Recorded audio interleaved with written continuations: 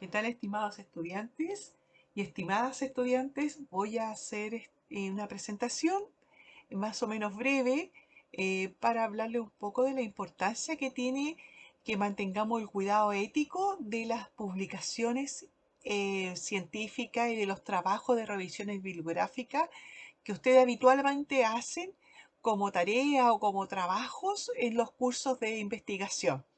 Ya, en primer lugar, voy a agradecerle a la coordinadora y a la profesora encargada del curso que me han invitado a hacer esta presentación y se las voy a dejar grabada para que ustedes puedan repasarla y para aprovechar mejor el tiempo porque parece que estamos bastante sobrepasados con el tema de las tutorías en este mismo proceso de la investigación. Entonces voy a hacer en esta presentación primero hablarle resumidas cuentas algo de ética de la investigación para después especialmente hacer una profundización sobre el otro proceso que acompaña la ética de la investigación, que es la ética de la publicación científica. Entonces, eso es lo que vamos a ver ahora y yo voy a ir hablándole esta presentación con esta diapositiva que tal vez ustedes vayan a ver la información un poco más pequeña, pero además también se los voy a dejar disponible para que la revisen. ¿Ya? Esta es una manera de grabar eh, la narrativa que yo puedo hacer con respecto a la presentación. ¿Ya? Entonces, como les decía inicialmente, la integridad científica, o sea, el valor de los trabajos que uno puede hacer para poder avanzar en el conocimiento de una ciencia o de una disciplina, tiene dos partes que van unidas fuertemente, que es por un lado la ética de la investigación y por otro lado la ética de las publicaciones, de los resultados de la investigación. En este proceso de curso que ustedes están llevando vinculado a la ética de la investigación, van a tener seguramente algunas clases presenciales y algunos talleres sobre ética de la investigación, conmigo o con otro profesor encargados del tema. Pero sin embargo, dado que en este periodo están desarrollando unas revisiones bibliográficas, queremos hacer esta guía y esta orientación con respecto al cuidado que uno tiene que tener en la búsqueda bibliográfica y en la elaboración de un artículo en base a las búsquedas bibliográficas.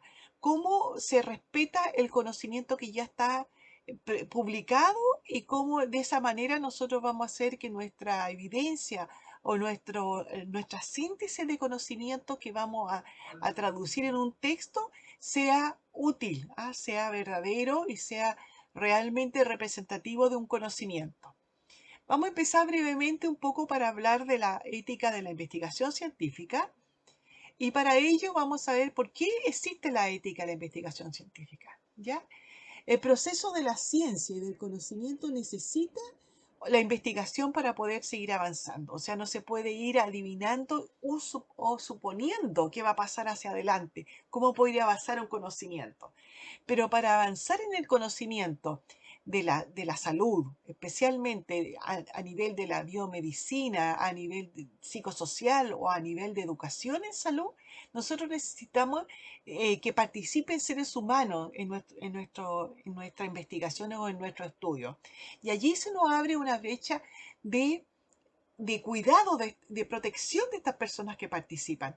Entonces, el mantener el cuidado, el estar preocupado de respetar a las personas, de no infligirle daño, de no violar sus intereses y sus valores, es que nosotros lo configuramos dentro de un patrón de seguimiento de normativas que se llama ética de la investigación, ¿ya? Entonces, ¿por qué es necesario avanzar en un conocimiento? Para que se sepa más, para conocer más de la ciencia. Pero este afán de conocer siempre tiene que estar respetando los derechos de las personas que participan, especialmente, ¿no es cierto?, el avance de la ciencia a nivel de la biomedicina, de lo psicosocial y de la educación. Entonces, necesariamente se hace presente que debe haber un comportamiento transparente, un comportamiento respetuoso para los investigadores y así poder tener resultados, ¿no es cierto?, que sean reales, que sean interesantes, resultados que sean verídicos con respecto a los estudios que hagamos. Para eso, esto tiene que estar regulado por algunos aspectos éticos. Específicamente, esta necesidad de formalizar una ética en la investigación surge como respuesta a muchas denuncias de proyectos de investigación que han faltado a los derechos de las personas, que han atropellado la dignidad de las personas y que además de eso le ha causado daño. ¿Ya? Le ha causado daño en el sentido que las personas se han visto afectadas por efectos secundarios del estudio, efectos ya sean mentales, físicos o psicosociales, que han sido expuestos después que se han publicado los resultados de estos experimentos, de estas investigaciones. Por lo tanto, desde el año 1947 existen normas internacionales que regulan las investigaciones con seres humanos, ¿ya? Y esas normas las vamos a ver en detalle, seguramente en otra etapa de su formación, para revisarlas en profundidad. Estos son los códigos de Nuremberg, las pautas Helsinki, las pautas Sion, los principios de Ezequiel Emanuel y otras pautas específicas, más bien esas son internacionales, más bien a nivel nacional, que buscan asegurar la integridad y asegurar la dignidad de las personas que participan en los estudios de la ciencia, ¿no es cierto?, los estudios científicos. Por lo tanto, en este momento, ya que quiero orientar esta presentación hacia el uso de la bibliografía y las revisiones literarias de la literatura para mantener un producto de la investigación, como ustedes van a hacer, ¿no es cierto?, un artículo basado en revisiones bibliográficas, es que voy a orientar en ese sentido lo que es la ética de la investigación. Entonces, la ética de la investigación tiene, ¿no es cierto?, en estas mismas pautas internacionales ya va haciendo algunas algunas indicaciones con respecto a las publicaciones, ¿ya? Aquí tenemos, por ejemplo, que yo les mencionaba recién, el primer código de ética que regula la investigación con seres humanos es el conocido Código de Nuremberg, ¿ya? Y ese código le sigue, que fue el año 47, después siguen las declaraciones de Helsinki, que fueron más contextualizadas y fueron más progresivamente actualizándose, ¿ya? Entonces, en este código yo quiero específicamente citarme en estos aspectos que están marcados con las flechitas, ¿ya? En algunas declaraciones ya de Helsinki, que son unas pautas más actualizadas, ya empiezan a aparecer algunas, algunas indicaciones que nos dan luz con respecto a la ética de las publicaciones. Por ejemplo, en la primera flecha indica que los comités editoriales de la revista científica tienen plena autonomía para poder revisar éticamente los textos que representen resultados de investigaciones, ¿ya? Aunque ustedes muchas veces un proyecto de investigación lo tienen que presentar a un comité de ética y el comité de ética lo va a autorizar, pero no basta con que tenga un comité de ética, la autorización de un comité de ética de la investigación con seres humanos para aceptar una publicación. Además, el comité editorial también se da el derecho de volver a revisar y muchas veces considerar que hay algunos aspectos que no están representados en el escrito. ¿Ah? Esto no quiere decir que se haya cometido una falta directa con los participantes de la investigación, pero que sí en el texto, en el artículo que se va a publicar, no queda claro o no está presente, eh, no está explicada la forma en que se elaboró este proyecto de investigación. Por lo tanto, también podría tener alguna consideración ética que postergue la presentación de un manuscrito a un comité editorial o bien podría ser que lo rechazara, ¿ya? Por otro lado, también los autores deben ser reconocidos institucionalmente, ¿ya? Los autores deben tener cierto consentimiento como por institucionales para hacer para hacer ese estudio, para presentar. Y eso debe ir declarado en la presentación del manuscrito a un comité editorial. O en la finalización de un escrito se debe poner los autores y los autores qué filiación institucional tienen, ¿ya? Y en el texto se debe redactar si se hace o cómo se aplicó el consentimiento informado a los participantes. Los resultados negativos se deben publicar también. Muchas veces los autores no ponen en los aspectos que no resultaron, ¿ah? Los aspectos negativos o más bien dicho los datos, ¿no es cierto?, que no van apoyando la hipótesis que se hizo inicialmente. Y eso debe estar explicado a nivel, ¿no es cierto?, de la discusión de los textos, ¿ya?, del texto que se presente. Y por otro lado, los artículos también que no cumplen, ¿no es cierto?, con ese rigor científico, podrían no dejarse disponible en una publicación, podría ser rechazado por la publicación, ¿ya? Entonces, toda, toda revista científica tiene en su web o bien en sus revistas, en alguna parte de la revista aparecen las normas para publicar en esa revista. Y las normas éticas también están declaradas para que un autor, cuando quiera que su trabajo se publique en una revista de divulgación científica, sepa a qué atenerse y ya mande el documento ajustado a esa normativa. Entonces, la ética de las publicaciones académicas rige para todo lo que se escriba, ya sea artículos científicos, informes, revisiones bibliográficas o ensayos, ¿ya? Todos ellos tienen que tener cierto rigor ético también. ¿Y cuáles son ellos? En primer lugar, la ética, ¿no es cierto?, debe haberse ajustado el estudio a la ética si es con seres humanos, ¿no es cierto? Pero aquí debe haber también un rigor metodológico para presentar la información, ¿ah? Todos los informes, los ensayos tienen que tener partes que vayan coherentemente unidas, ¿ya? Y no podría ser algún salto de ideas que vamos a ver más adelante que están reflejando esos saltos de ideas, ¿ya? Se debe respetar a las personas y los derechos de las personas que hayan participado, si el escrito corresponde a una investigación que se haya hecho con seres humanos.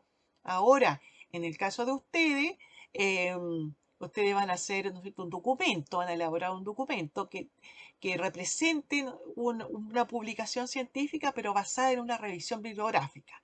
Entonces, en ese sentido, este último punto que está aquí destacado con una estrellita es muy importante para poderlo aplicar también a las situaciones prácticas que ustedes están desarrollando.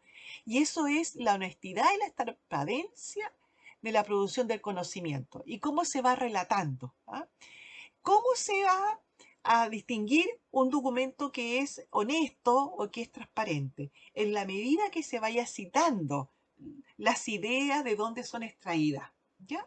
Entonces, por eso siempre se les enseña a ustedes también normas de publicación, ¿no es cierto? Ya todas son expertas en redactar un texto basándose guiándose, mejor dicho, por las normas APA, ¿no es cierto? Entonces, en ese sentido, si lo que se le ha solicitado deba estar configurada con una normativa, ya sea el comité editorial o en este caso el comité docente académico encargado del curso, les va a decir los documentos tienen que estar elaborados en las normas APA, por ejemplo, y ustedes tienen que leérselas y saber aplicarlas, ¿ya? ¿Qué pasa hoy en día cuando se quiere escribir algo y tenemos, ¿no es cierto?, una gran gama de información, ¿no es cierto? Existen, Han existido muchos cambios en la práctica de las investigaciones y también en la práctica de las publicaciones, ¿ya? La comunicación científica tiene ahora muchas fuentes de donde sacar. Hay muchas bases de datos, infinitas, ¿no es cierto?, bases de datos.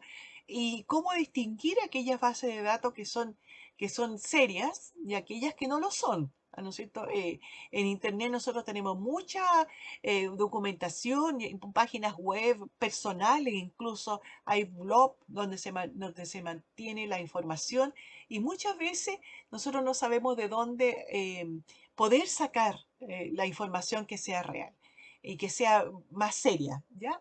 Entonces siempre enfrente a este aumento, ¿no es cierto?, de este gran avance tecnológico que nos lleva a tener tanto material escrito, entonces nosotros tenemos que saber cómo distinguir y elaborar los mejores documentos, ¿ya? Pero también esta presentación, algunas de estas presentaciones que estoy mostrándole corresponden a un curso de ética de la OBS, ¿ya?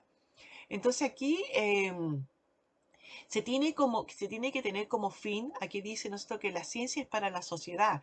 Bueno, mientras yo hago un documento como el que están haciendo ustedes, a lo mejor no todos van a llegar a ser publicable en forma masiva, pero sin embargo tenemos que pensar que la persona que lea, el grupo de académicos o compañeros o otros estudiantes que van a leer su documento, tiene que em, recibir un texto que sea claro y que deje los objetivos y el propósito de elaboración bastante transparente y expedito, ¿ya?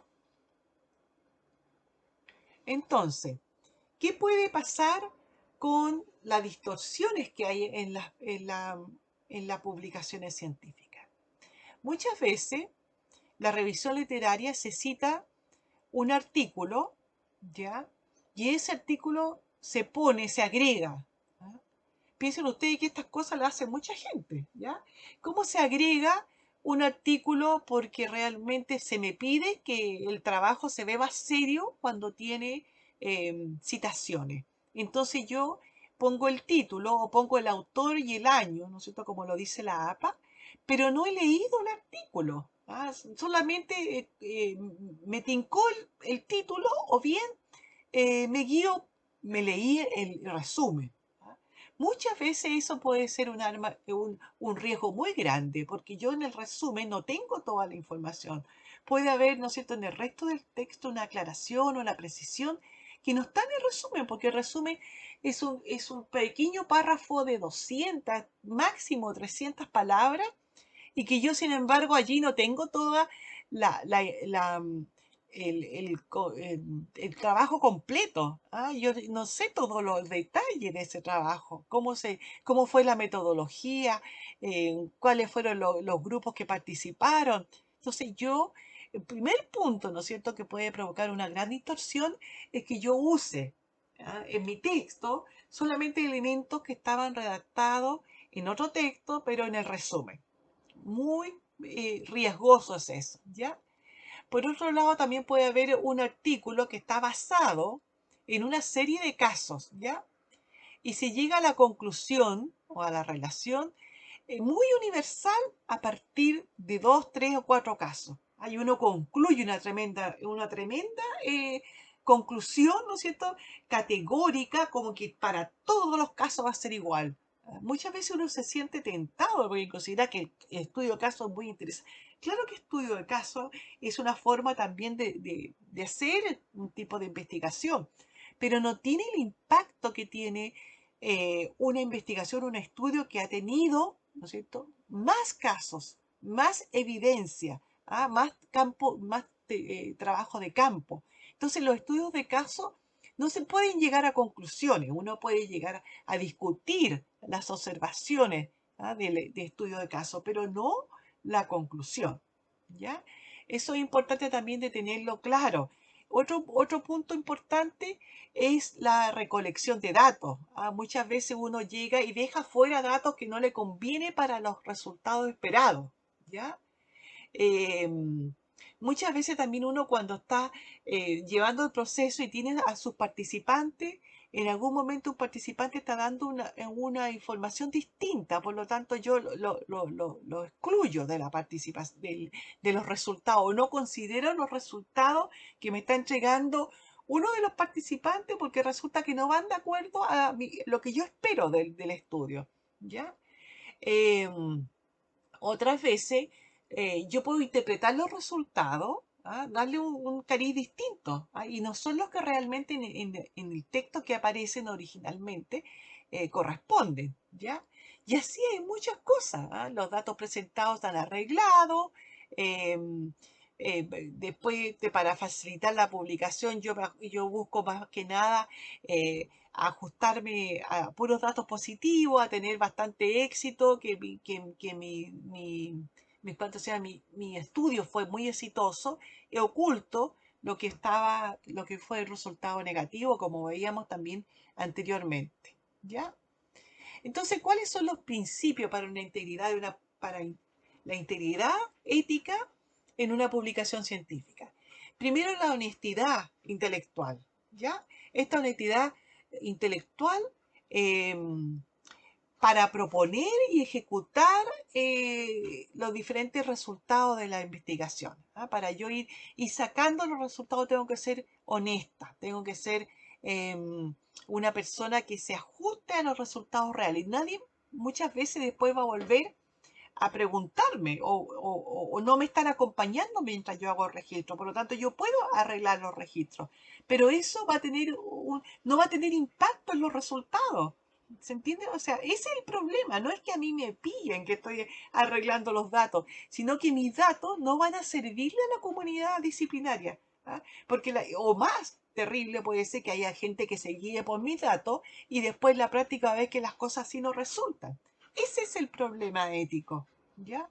Que no tiene un impacto científico ni válido el trabajo que yo pueda hacer cuando arreglo datos, cuando ajusto la información para conseguir mi publicación, pero no va a pasar más allá.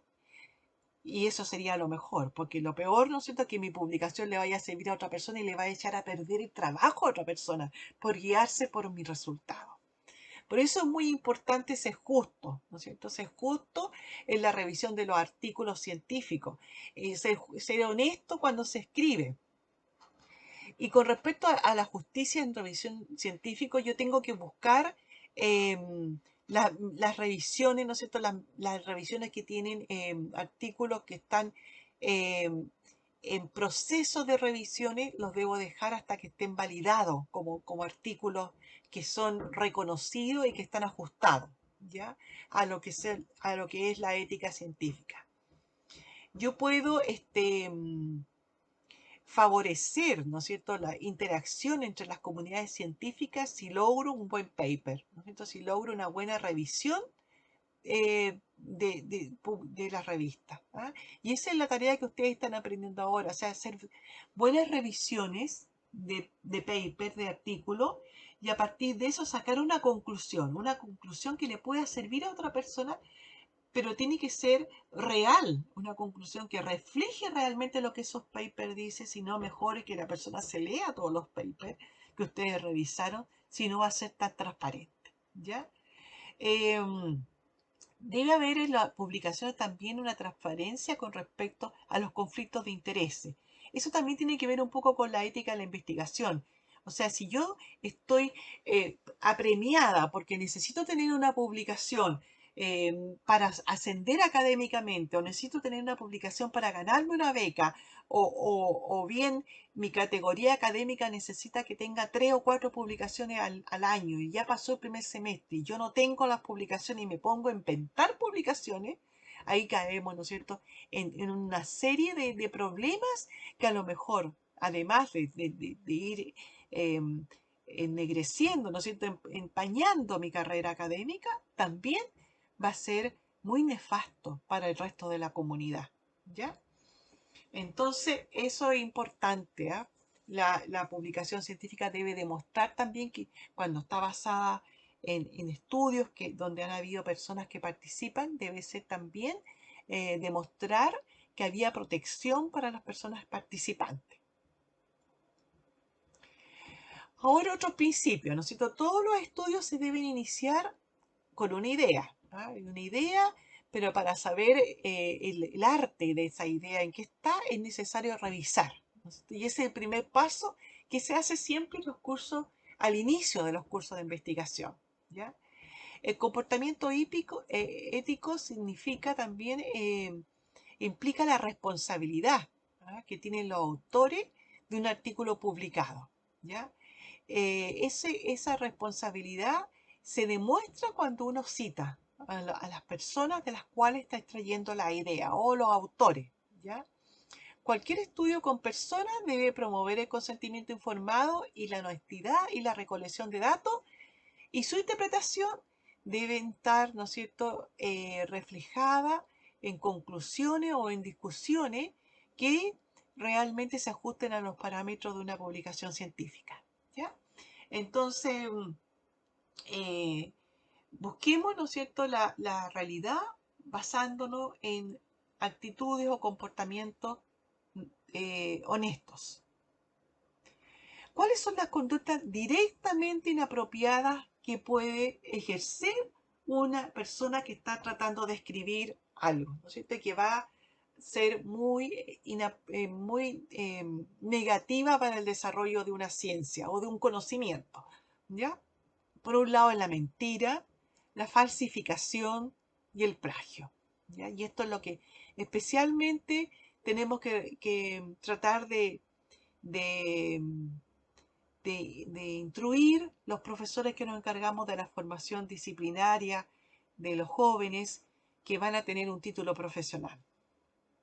Y que conste, ¿no es cierto? Muchas veces los mismos académicos y profesores incurren en estos datos. Nadie está libre de estas cosas. Hemos tenido, ¿no es cierto?, en el Comité de Ética Institucional demandas a académicos que también infringen estas normas, ¿ya? Y que también plagian, ¿ya? Vamos a ver entonces cómo se dan, cómo se definen ellas. Lo más habitual, ¿no es cierto?, es la autoría y el plagio. ¿Qué pasa con esto?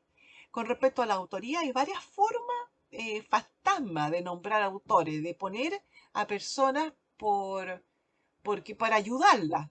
No participaron en la publicación, pero uno la pone para ayudarla, porque la persona está atrasada en su carrera académica y es mi amiga o es mi amigo y me pide por favor que lo incluya y yo lo incluyo, ¿ya?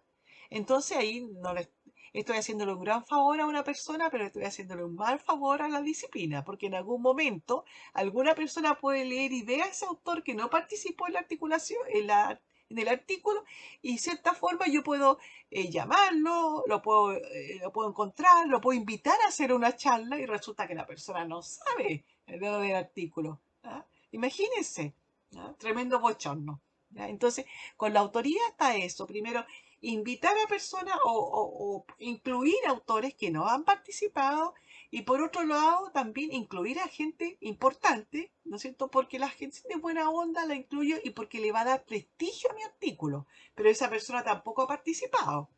Entonces ahí estamos viendo que ya se nos están presentando problemas en, en la autoría. Después viene el plagio, ¿no es cierto? Que el plagio tiene muchas formas de efectuarse. Y también tenemos el autoplagio, ¿ah? Cuando uno se repite siempre lo mismo, que escribe en un artículo, después lo escribe de otra forma y está escribiendo siempre lo mismo, ¿ya? Y no basándose en nuevas experiencias clínicas, nuevas experiencias prácticas. Con respecto a la autoría, esto es lo que yo le decía anteriormente, ¿no es cierto?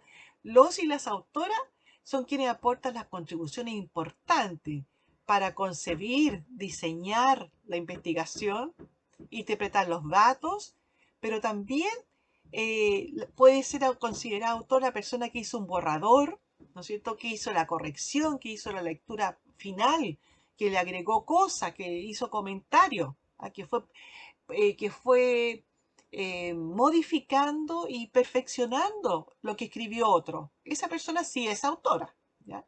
No es el caso que le decía anteriormente, ¿no es cierto? Que no hizo nada y porque los autores quisieron incluirlo por ayudarla. Con respecto al plagio, ¿ya? En primer lugar está el plagio, que es la copia directa, ¿no es cierto? Que yo saco un texto de otra parte y lo pongo como propio, ¿ya? Si yo puedo sacar un texto de otra parte, eso está permitido éticamente y lo aceptan las normas, pero tengo que citar, tengo que referenciar de dónde son esas ideas. Después está el autoplagio, que le decía recién, que yo de repente, ¿no es cierto?, me copio mi misma idea y la voy haciendo dentro de un formato y presento varios artículos con un solo estudio, ¿ya?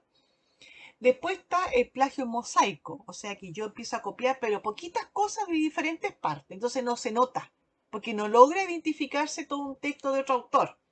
Pero yo saqué una frase de un autor, saqué otra frase de otro autor y armé un documento nuevo. Eso también es un plagio en mosaico, porque yo no tengo la base fundamental para entender de qué se trata lo que pasó.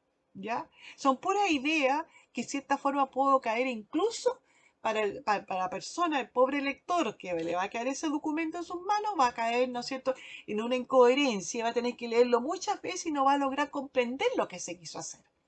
¿Ya? Después está el plagio de ideas, fíjense ustedes. ¿Ah? Yo le escucho la idea a una persona y dice, oye, qué buena idea, yo voy a escribir sobre eso. ¿Ya? Y la otra persona, claro, tiene su apunte, todavía se demoró en sacar la publicación, pero yo me adelanto.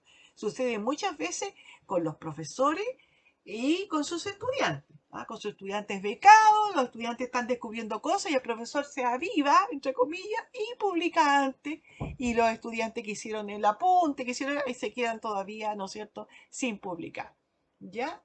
Puede haber plagio accidental, o sea, yo puedo estar haciendo un estudio y hay otra terapeuta en otra parte que está haciendo algo parecido. Eso tendría que estar demostrado muy sutilmente que fue accidental. ¿Ya? eh, Plagio por los evaluadores. O sea, a mí me puede llegar un texto que todavía no está publicado, pero yo soy la correctora, la evaluadora, y yo digo, esto está súper bueno. Antes que se publique, yo lo voy a poner en el texto que yo estoy escribiendo para poderlo publicar y el mío ya está listo. Fíjense ustedes que falta de honestidad, ¿ya? Cuando se supone que las personas que trabajamos en el comité editorial somos unas personas que estamos favoreciendo el desarrollo del conocimiento, no haciendo, digamos, estos trucos así como para que personalmente la gente se destaque, adquiera prestigio y no la disciplina en sí. Después publicación en salame. ¿Ah? Son publicaciones que yo tengo varios textos que son todos míos, pero yo los voy cortando, ¿no es cierto? Y voy haciendo ajustes de uno y otro. Hay como el autoplagio. ¿Ya? Después está la publicación duplicada o redundante, también el autoplagio, que yo sigo escribiendo de lo mismo. ¿Ya? La presentación duplicada, o sea que yo mando artículos, por ejemplo, un capítulo de un libro a un libro, y por otro lado, lo mismo lo pongo en un artículo, ¿ya? Y lo publico en una revista. Ya, en información duplicada, cuando yo, por ejemplo, traduzco un texto y lo hago, ¿no es cierto?, como una traducción, lo escribo en español, un texto en inglés, pero lo pongo como mío. ¿Ah? Entonces, como no se maneja tanto, yo no puedo aplicar un filtro para aparecer, ¿no es cierto?, porque está en español, un texto que traduje en inglés. Yo podría usar ese texto porque me parece interesante, pero citarlo, no escribirlo traducido como si lo escribiera yo, como que fuera mi idea. Autoría fantasma, ¿no es cierto? Donde hay a veces algunos autores que no aparecen, ¿ah? Pero que sin embargo nosotros sabemos que están detrás, ¿no es cierto? Porque fueron los propulsores del documento, pero por, por desinterés no aparecen y porque los otros, ¿no es cierto?, necesitan de mayor forma su acreditación académica, por lo tanto aparecen ellos y no aparece la persona que estaría, ¿ya? Bueno, y la revisión de pares fraudulenta, o sea que yo digo que sí fueron revisados por pares. Por ejemplo, si yo trabajo en un comité editorial, digo, no, si todos los artículos están revisados por pares y la verdad que hay una sola persona detrás del mostrador que lo está revisando todo. También es una especie también de plagio, ¿no es cierto? Porque no está cumpliendo con las normas de las publicaciones. Entonces, ahora con la mala práctica en la escritura, ¿ah? Cuando uno empieza a redactar, uno no está haciendo plagio, pero hay otras figuras también que aparecen aquí, además del plagio, ¿no es cierto? Aparece otras formas que no son consideradas plagio, pero que sí son muy de dudosa procedencia. Por ejemplo, el parafraseo. ¿Ah? Hay una idea interesante en un texto que escribió otra persona y yo lo escribo, pero lo escribo de otra forma usando otras palabras. ¿Ah? Pero escribo lo mismo que había escrito la otra persona, pero con otras palabras. Por lo tanto, ajusto la idea, cambio sinónimo y cosas así, y yo hago un parafraseo. Tampoco es ético eso, porque no avanza el conocimiento. O sea, el autor lo hace y ya y cumple con su publicación, pero sin embargo, el conocimiento no avanza, está estancado en lo mismo, ¿ya? La fabricación, ¿ya? Consiste en inventar datos, ¿ya? O resultados. Yo digo, oye, estoy apurada y no, ya no me sale, ya, no importa, le voy a echar nomás, ya, listo. Voy a poner que fue tanto. O sea, eso también, digamos, es una muy mala práctica, porque resulta que, por lo mismo que le digo, o sea, el afán último de la publicación es la divulgación científica, no es el crédito del autor. Eso hay que sacárselo bien de la cabeza, ¿ya? La falsificación. La falsificación, ¿no es cierto?, es como uno va manipulando los materiales. La falsificación está mucho con los gráficos, las imágenes. Cuando hay autores que usan algunas fotos de tejidos, de células, ¿no es cierto?, o imágenes que después son trucadas. ¿Ah? Yo podría, ¿no es cierto?, muchas veces arreglar con Photoshop, ¿no es cierto?, una foto mía para verme mejor, pero sin embargo no puedo en una publicación arreglar con Photoshop una imagen, ¿no es cierto?, que está respaldando una información. Y después viene, ¿no es cierto?, el plagio, ¿no es cierto?, que ya lo vimos en todas sus accesiones, sus formas de manifestarse, las formas que están visiblemente identificadas, ¿ya? En la presentación anterior, en la transparencia anterior.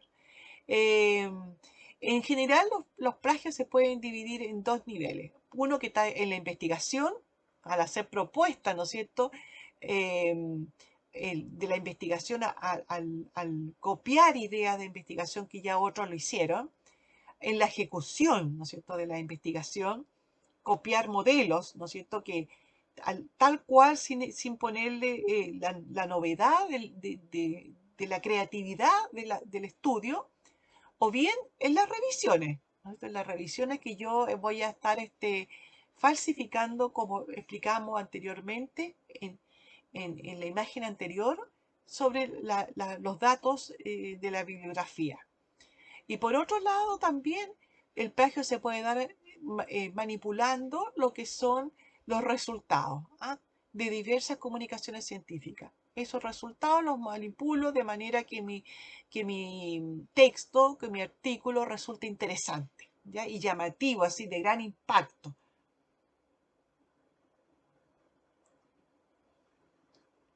Tenemos entonces algunos casos, que son casos ya paradigmáticos, que me gustaría contárselo un poco, ¿no es cierto? El caso Chom y el caso Wang. Bien lejos, así, orientales, para no tener que comprometerme con ningún caso tan cercano. Entonces, el caso Chom y el caso Wang. Fíjense ustedes que aquí tenemos un científico que el año 2005 fue descubierto que había hecho 24 artículos, ¿no es cierto? Y en esos 24 artículos, todos publicados en revistas en Science, ¿no es cierto? Revistas bastante connotadas, por lo tanto, y no detectaron el fraude porque estaban hechos, ¿no es cierto?, los datos y los resultados muy bien manipulados, hasta que no faltó, ¿no es cierto?, que las personas se sospecharan, ¿no es cierto?, que cómo era posible que sacara tantos publicaciones en tan poco tiempo. Entonces, un comité analizó los gráficos de los diferentes artículos y ahí se empezó a dar cuenta que los gráficos estaban siendo manipulados y eran la misma información, pero ajustada a los diferentes propósitos que representaban los estudios, que tampoco se habían hecho. O sea, con los mismos gráficos se fueron inventando datos y se fueron inventando publicaciones, ¿ya? Entonces era una persona, ¿cierto?, que estaba muy, eh, eh, eh, digamos, estaba haciendo cabeza de equipo, estaba liderando mucho, porque por esta gran productividad científica que tenía. Pero fue demasiado, ¿no es cierto? Empezó a llamar la atención, ¿ya? Después otro, ¿no es cierto?, que el caso Wan, de un médico científico de Corea del Sur, ¿no es cierto?, de la Universidad de Seúl, perdón, sí. Este señor también publicó en Science, ¿no es cierto? Y resulta que varios artículos afirmando que él había practicado la clonación humana. Esto fue el año 2002, porque a fines de, más o menos, como a fines de los años 80, o de los años 90 más o menos, se hace la experimentación con la oveja Dolly, que, que se comprueba que existe, ¿no es cierto?, la posibilidad de clonar células madre. Entonces, la duda era, y que en todos los lugares se advertía, ¿no es cierto?, que era solamente un fin, con un fin terapéutico se podría clonar, y estaba prohibido la clonación con seres humanos. Sin embargo, este científico muestra, ¿no es cierto?, que había hecho clonaciones, también él, en otros seres vivos, pero que era un fraude, no lo había hecho, ¿no es cierto? O sea, había falsificado también información. Él había comunicado que estaba haciendo clonaciones de embriones humanos. No había hecho clonaciones de seres humanos, pero sí con los embriones. Y había ajustado todo con cuadro estadístico, con imágenes, que todas eran trucadas. ¿Ya? Por lo tanto, en resumidas cuentas, y para ir terminando esta cápsula, hay medidas establecidas por los comités de ética para poder evitar los fraudes. ¿Ya? Las revistas científicas tienen comité dedicado a ello, ¿no es cierto? Y existen las siguientes variables en que el comité se fija. Primero que nada, en las políticas editoriales de un texto, de una revista. Cuando uno va a publicar o cuando uno busca revisión bibliográfica, tiene que ver cuáles son las políticas editoriales que tiene esa revista científica. Y esas publicaciones deben estar visiblemente para que cualquier persona acceda a ella, y en esa política editorial debe estar eh, la normativa ética de las publicaciones por las cuales se rige esa revista. ¿Ya? Aunque existen, las publicaciones son más bien internacionales y casi todas las revistas son parecidas. Entre ellas está la autoría, que ya lo hablamos, ¿no es cierto? O sea, cómo se reflejan los autores, que los autores representen instituciones, que los autores además tengan un respaldo en la trayectoria profesional, en los autores principales, sin que por ello se prive de autores jóvenes, nuevos, que vayan acompañando al autor principal, para que más tarde el autor principal ya no esté y sean los autores que estuvieron acompañándolo los que presidan una publicación. ¿Ya? También está el otro filtro, que son las revisiones de pares ciegos, o sea, los textos van a expertos que manejan el conocimiento de esa área y que no tiene mayores antecedentes de los autores, no conocen a los autores. Entonces, para eso se sacan a los autores, ¿ya? Porque ya la autoría está revisada en una etapa que se llama revisión de forma en el artículo. Y cuando las revisiones de forma ya pasan el filtro de los autores, lo mandan a los pares evaluadores externos, que son ciegos, que ellos revisan el contenido. Y ahí ven todo lo que tiene que ver con la expresión, la coherencia, la honestidad y la transparencia que está con que se redacta la información en un artículo.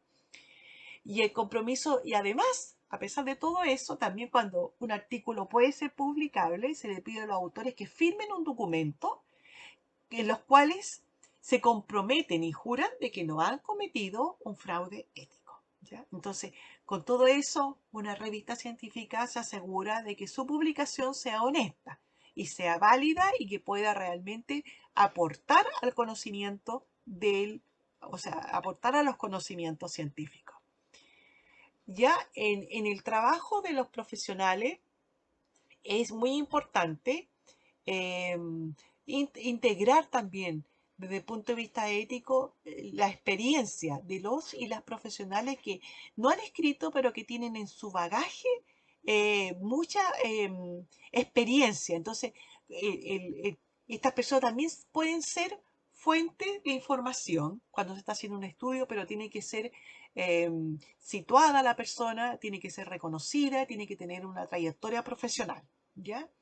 Y lo otro que también se usa como una medida para evitar fraude es la aplicación de tecnología, ¿ya? Y esto está ahora cada vez más avanzado y disponible en Internet, ¿ya?